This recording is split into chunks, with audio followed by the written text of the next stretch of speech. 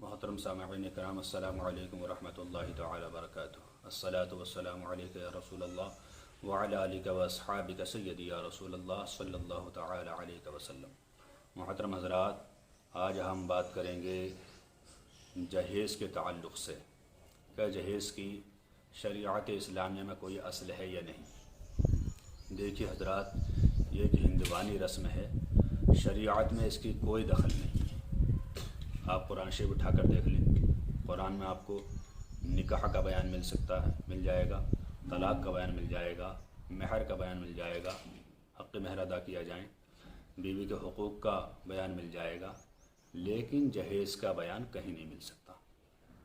اسی طرح حدیث اٹھا کر دیکھ لیں، ہمارے نبی صلی اللہ تعالیٰ علیہ وسلم نے 11 شادیاں کی، کسی میں ایک برتن تک نہیں مانگا۔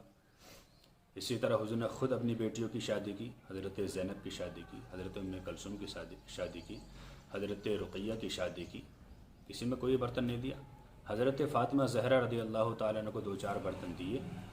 اس میں راز یہ تھا، دینے کی وجہ یہ تھی کہ حضرت علی جن کے ساتھ حضرت فاطمہ کا نکاح ہوا، ان کے پاس کچھ نہیں تھا، وہ خود حضور صلی اللہ تعالیٰ علیہ وسلم کی پرورش میں رہتے تھے، حضور نے انہیں پالا ہے۔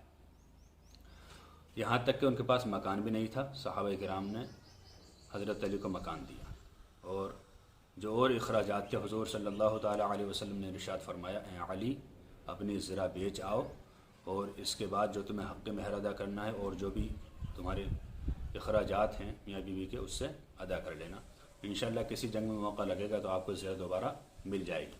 تلوار مت بیچنا، تلوار ایسی کہیں نہیں مل سکتی۔ تو دیکھیے، حضور صلی اللہ تعالیٰ علیہ وسلم نے خود بھی شادیاں کی ہیں، اپنی بیٹیوں کی بھی شادیاں کی ہیں، کسی کو کوئی جہیز نہیں دیا۔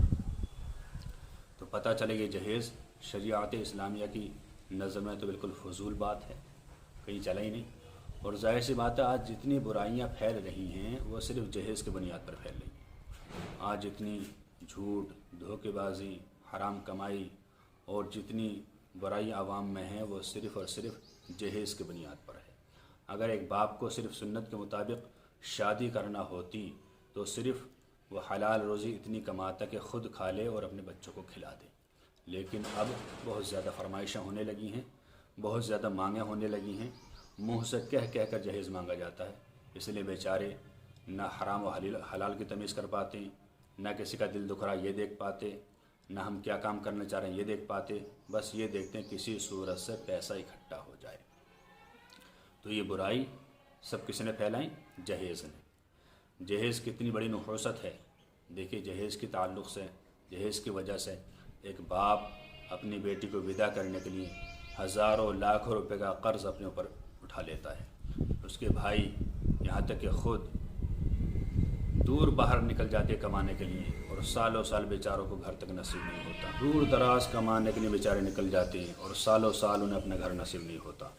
اور یہ کتنی بری رسم ہے کہ بیٹی اگر رخصت ہو بھی جائے اور جہیز میں کمی رہ جائے تو کبھی ساس، کبھی نند، کبھی خود شوہر اسے لعن طعن کرتا رہتا ہے، یہاں تک کہ کئی دفعہ طلاق کی نوبت آ جاتی ہے، کئی دفعہ خلا کی نوبت آ جاتی ہے، کئی دفعہ یوں ہی لڑکی اپنے گھر جا کر بیٹھ جاتی ہے، لڑکا اپنے گھر، اور کئی دفعہ ہماری بہنیں بیٹیاں خودکشی کرنے پر تیار ہو جاتی ہیں۔